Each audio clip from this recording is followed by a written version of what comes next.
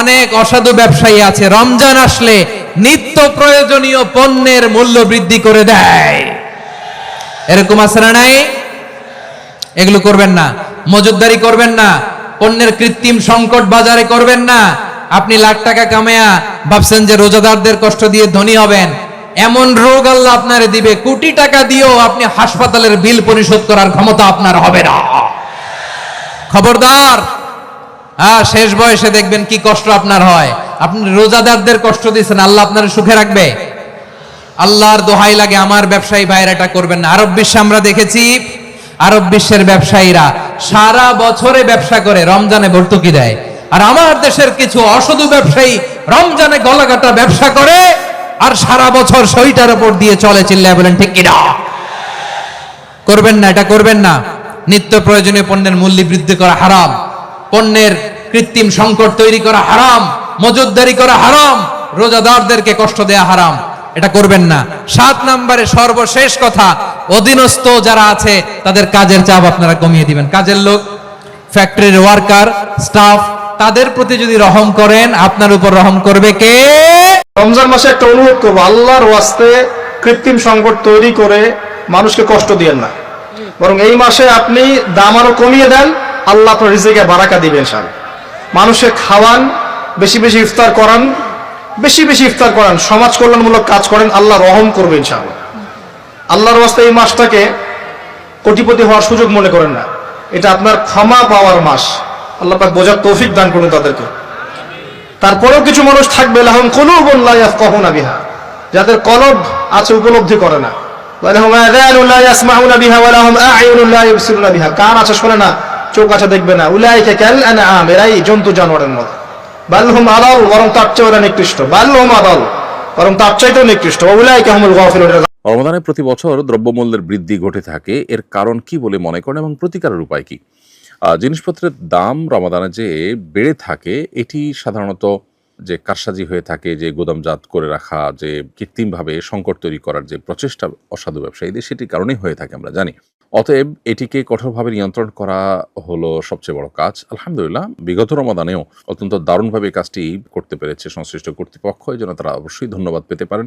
এই রমাদানও আশা করছি সেটা তারা কন্টিনিউ করবেন, এবং সেই সাথে আমরা যারা ভোক্তা আছি, আমরা যদি এই জাতীয় কারসাজিগুলোকে বৃদ্ধাঙ্গুলি দেখাতে পারি, আমরা যদি সবাই কোনো জিনিস যখন কারসাজি করে সেটা মূল্য বৃদ্ধি ঘটানো হয়ে থাকে, তখন যদি আমরা একটু নিজেরা প্ল্যান করে সেটাকে বয়কট, বর্জন বা সেটার বিকল্প ব্যবহার করার চেষ্টা আমরা করতে থাকি, এবং যদি একটু সংযমী হয়, তাহলে ইনশাআল্লাহ তারা কিন্তু সোজা হয়ে যাবে।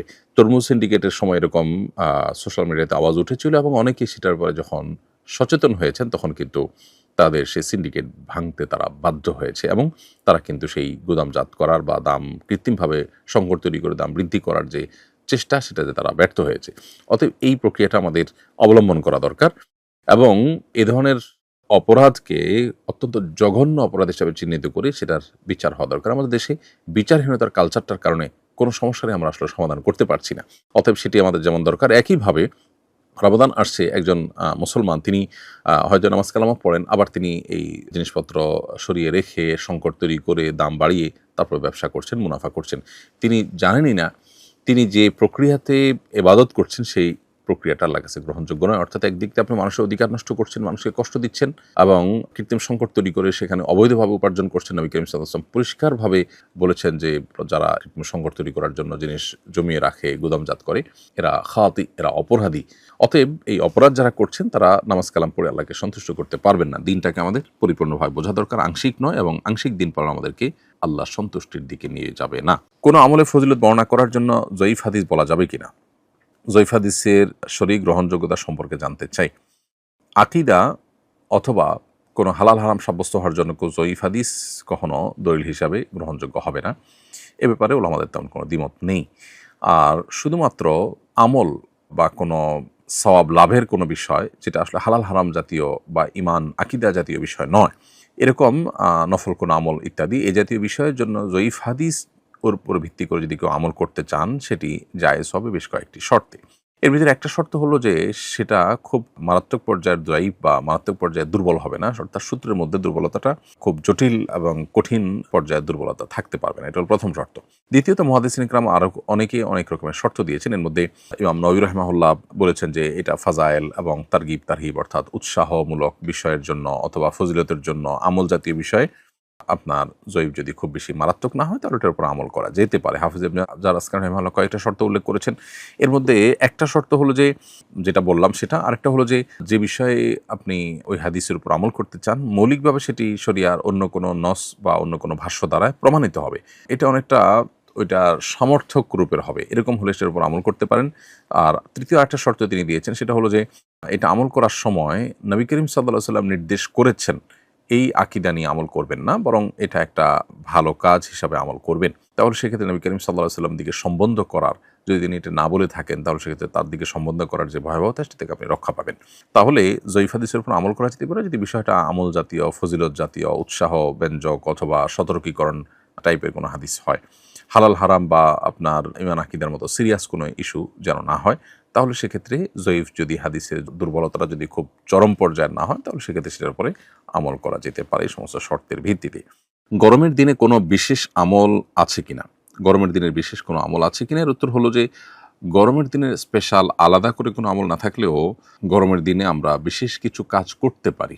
আইডিয়া হিসাবে দেওয়া, যেমন মানুষকে পানি পান করানো, যেটা শীতের দিনে এতটা প্রয়োজন হয় না। মানুষকে পানি পান করানো অনেক বড় ইবাদত, উত্তম সাদাকা বলা হয়েছে হাদিসে। অতএব মানুষকে পানি পান করানোর বিভিন্ন উদ্যোগ আমরা নিতে পারি গরমের দিন উপলক্ষে। এছাড়া গরমের দিনে রাত বেশ ছোট থাকে, আবার দিন থাকে বেশ বড়। তো যেহেতু রাত ছোট থাকে, অতএব রাতে যদি আমরা দেরিতে শুই তাহলে ফজর পড়াটা কঠিন হয়ে যায়। এজন্য যত দ্রুত সম্ভব, এমনিতে সারা বছর তাড়াতাড়ি শোয়া উচিত, গরমের দিনে সেটার গুরুত্বটা একটু বেড়ে যায়। এর পাশাপাশি যারা আপনার গরমে বিভিন্নভাবে কষ্ট করেন, বিভিন্ন শ্রমিক আছেন, দিনমজুর আছেন, তাদের কষ্ট যেন লাঘব করা যায় সেজন্য নানামুখী উদ্যোগ আমরা নিতে পারি।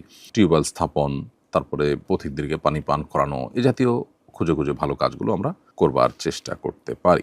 ছোট ভাই ভার্সিটিতে পড়ে, আব্বুর সামর্থ্য কম, আমি চাইলে কি তাকে আমার জাকাতের টাকা দিয়ে পড়াশোনা করাতে পারবো? উত্তর হলো, আপনার ছোট ভাই যদি জাকাত গ্রহণের উপযুক্ত হয়, অনেক অভাবী হয়, এদিকে সে বালেগ প্রাপ্তবয়স্ক হয়ে গেছে, আপনার বাবার উপরে তার খরচ বহন করা এটা আর কর্তব্য থাকেনি, তো এরকম পর্যায়ে আপনার ভাই গরিব হলে, দরিদ্র হলে, তার সেরকম সামর্থ্য না থাকলে, তাহলে সেক্ষেত্রে আপনি তাকে জাকাতের অর্থে পড়াতে পারেন, কোনো অসুবিধা নেই।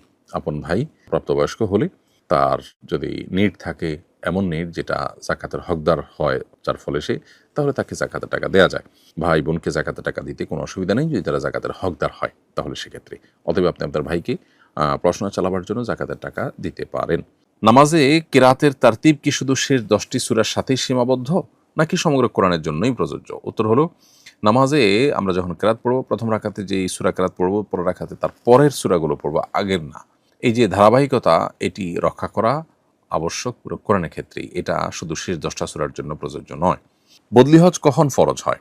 উত্তর হলো, বদলি হজ তখনই ফরজ হয় যদি কারোর হজ করার মতো আর্থিক সঙ্গতি থাকে, কিন্তু শারীরিকভাবে হজ করার মতো অবস্থা তার যদি না থাকে অথবা নিরাপত্তাজনিত কারণে তিনি যেতে না পারেন, তখন অন্য কাউকে টাকা দিয়ে বদলি হজ করাটা তার জন্য আবশ্যক হয়ে যায়। অনেক লোক আছেন যারা এখন টাকা পয়সার মালিক হয়েছেন, আগে ছিলেন না, এখন যখন মালিক হয়েছেন তখন তারা আসলে শারীরিকভাবে হজ করার মতো আর সামর্থ্য নেই, তখন তার জন্য অন্য কাউকে দিয়ে বদলি হজ করানোটা কর্তব্য হয়ে পড়ে।